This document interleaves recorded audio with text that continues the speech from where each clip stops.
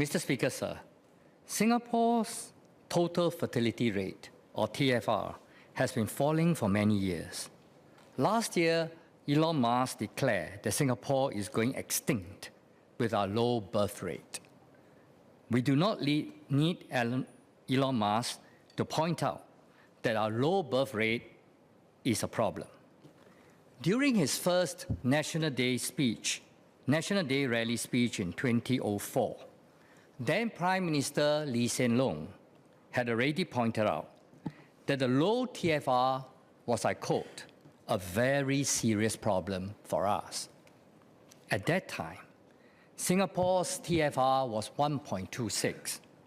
It has since hit a new low of 0.97 in 2023. PSP stands firmly behind families and family values.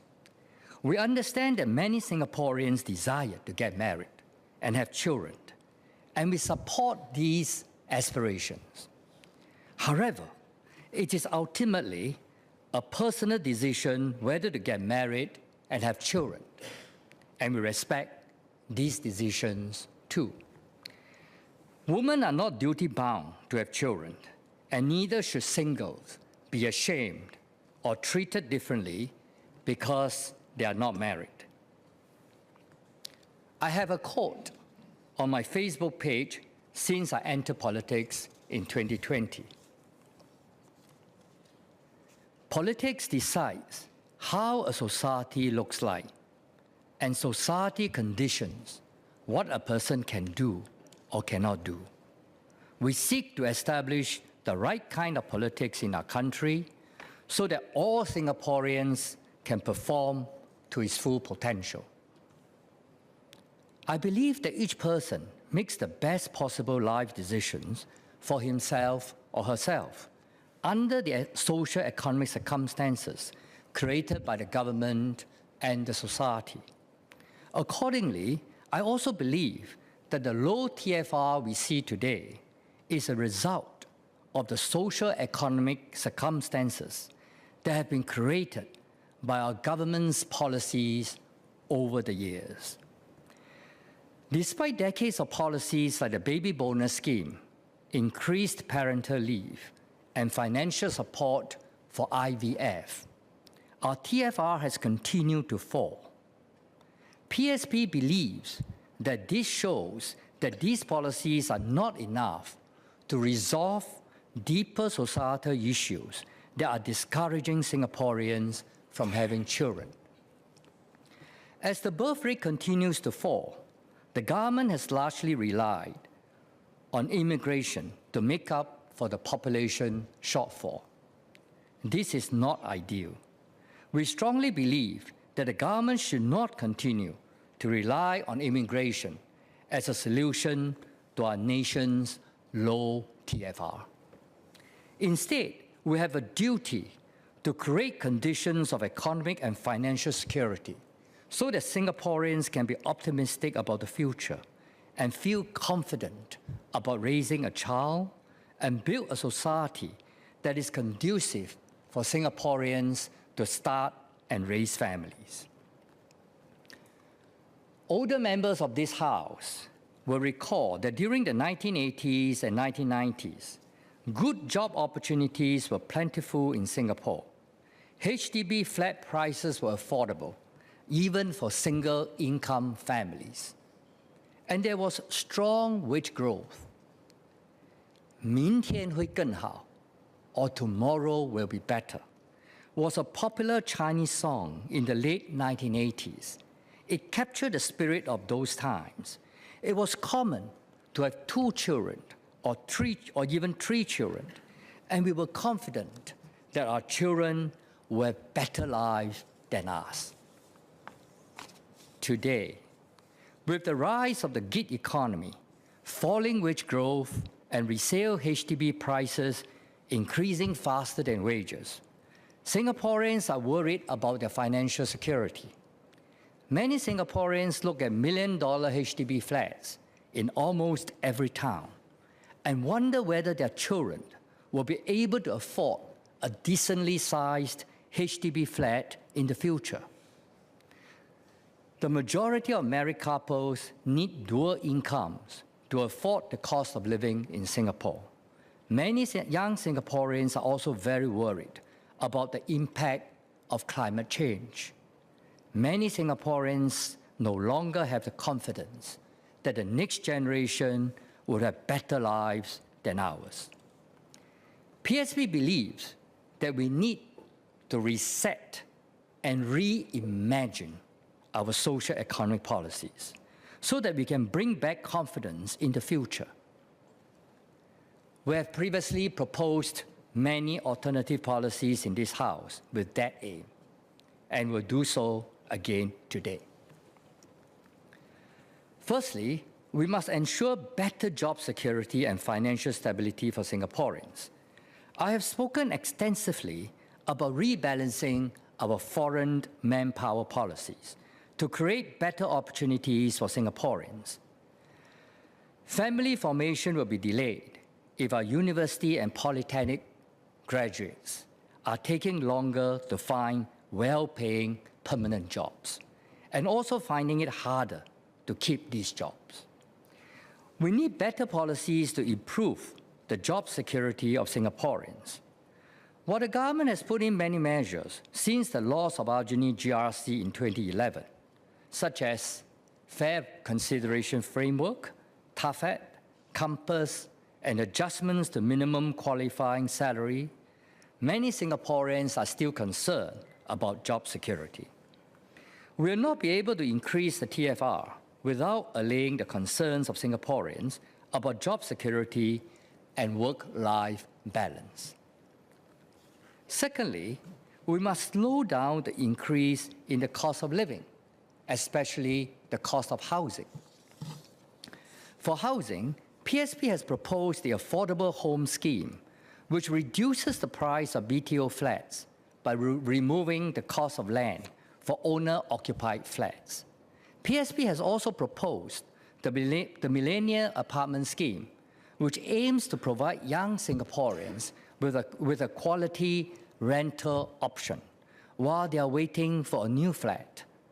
We are confident that these two schemes, taken together, will reduce the cost of housing for Singaporeans and allow young Singaporeans to get their own home as quickly as possible once they are ready to set up a family. Thirdly, we must further defray the cost of prenatal gynecologist visits, childbirth, and postpartum medical checks.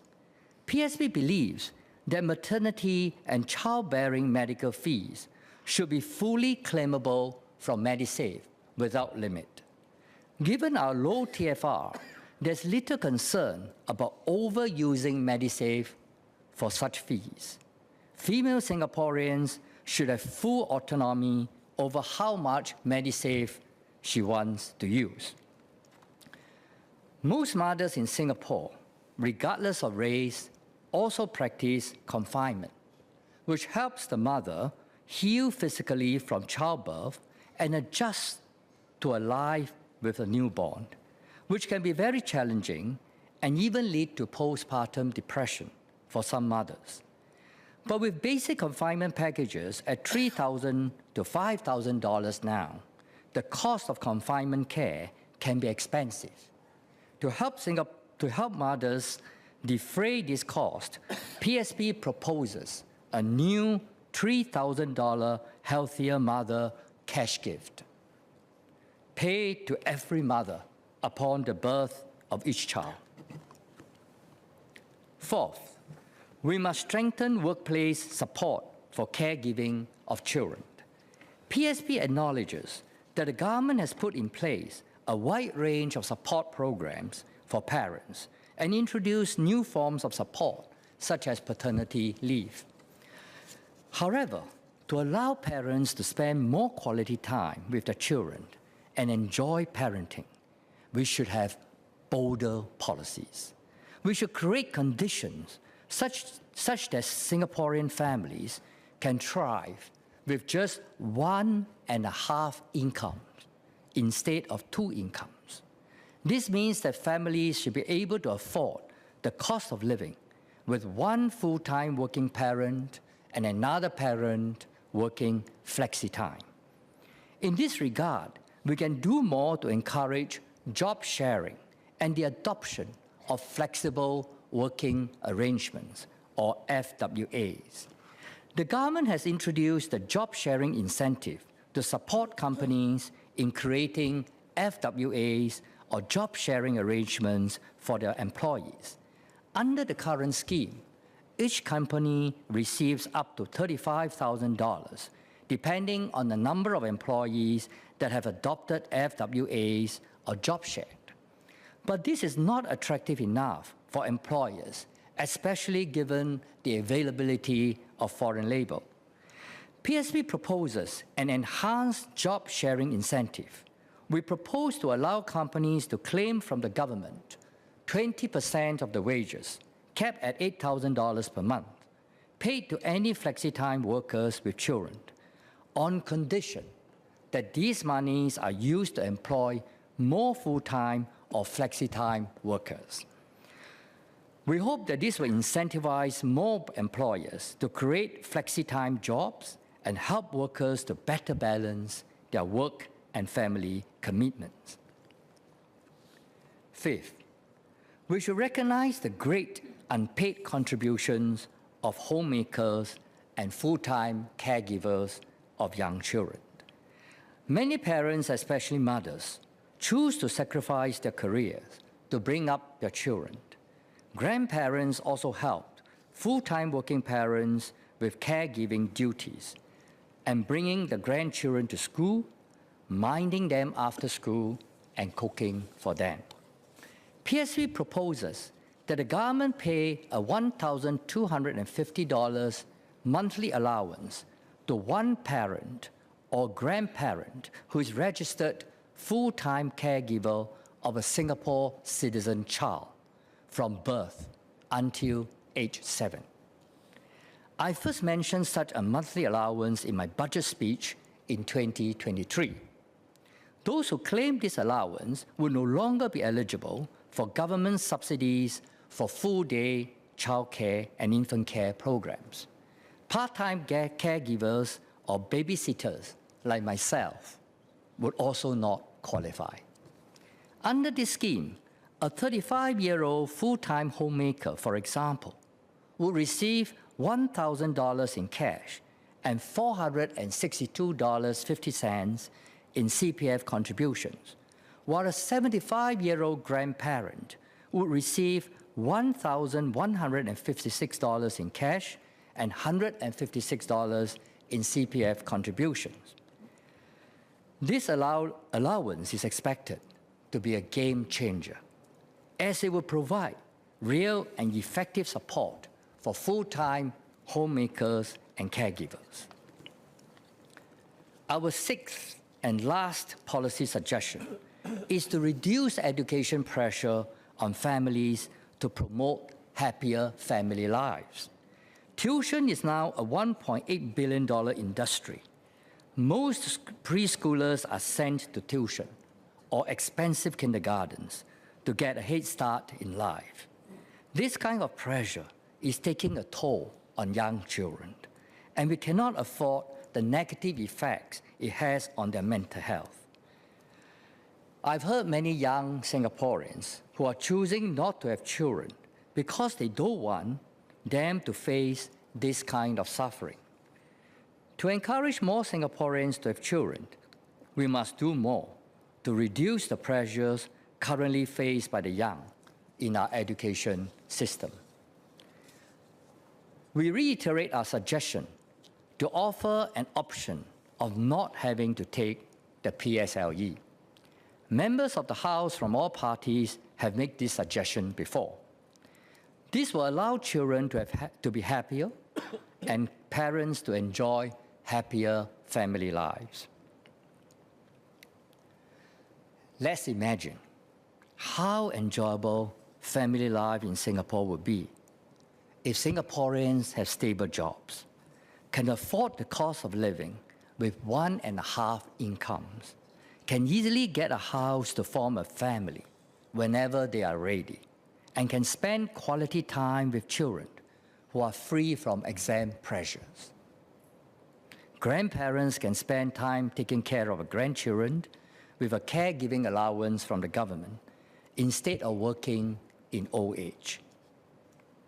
I'm confident that more Singaporeans will be willing to have children if we can create such an environment for families. The low TFR is an existential problem which should be tackled as a national emergency. If our current birth rate persists, there will only be 12 great-grandchildren for every Singaporean born today. There's little point in increasing the reserves if we do not have a future generation to leave the reserves to. We should use our hard-earned savings to invest in our people and reimagine our socio-economic policies so that more Singaporeans will consider parenthood a meaningful and attainable journey. Sir, in conclusion, PSP believes that we will not be able to reverse the decline in our TFR by simply reviewing and updating our current policies. We already know that these policies are ineffective, and that's why we are facing a national emergency today. What we urgently need is to reimagine some new policies and mobilize the whole of government and whole of society to create an environment that is conducive for families and raising children. PSP has provided some new ideas as a starting point and hope that this will develop into a national action plan. As such, Mr. Speaker, may I seek your permission to move an amendment to the motion? May I hand over a copy of the amendment to you? Yeah, please let me have a copy of the amendment.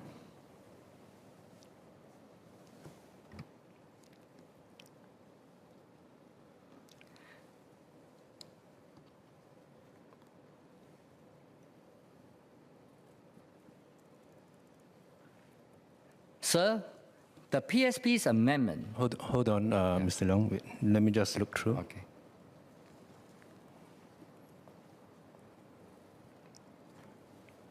Okay, the amendment submitted by Mr. Leong Mun Wai is in order. You have copies available for members.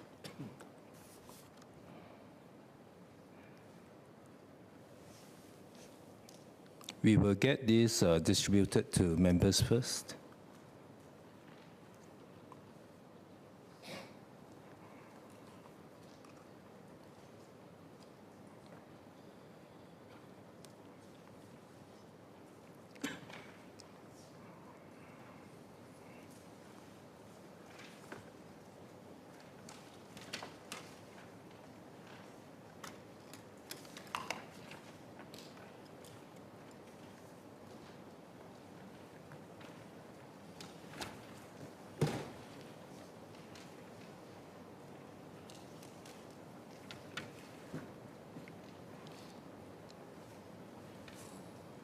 Sir? All right, Mr. Leong, you can please move your amendment. Okay. Sir, the PSP's amendment is, in the original motion, in line 2, to delete continue review and updating, and insert reimagination.